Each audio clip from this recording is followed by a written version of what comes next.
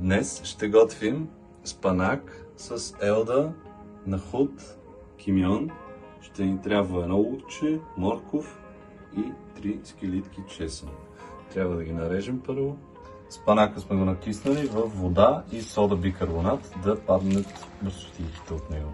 После ще го изплакнем. И наситним. Сложили сме малко води и сега ще сложим лукче.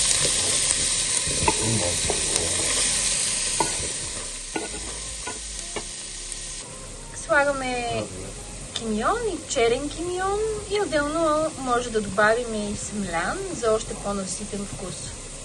Слагаме чесънчета и елдите.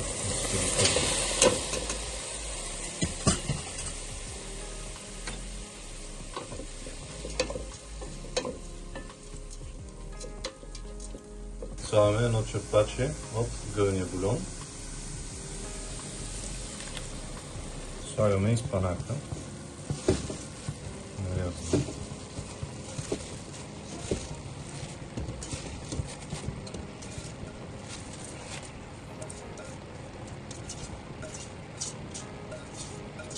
Слагаме още от гъвения бульон.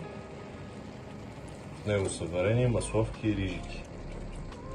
По принцип, гозбата се приготвя само с вода, но ние искаме по-наситен вкус. И накрая слагаме и нахута, който сме почистили и сварили.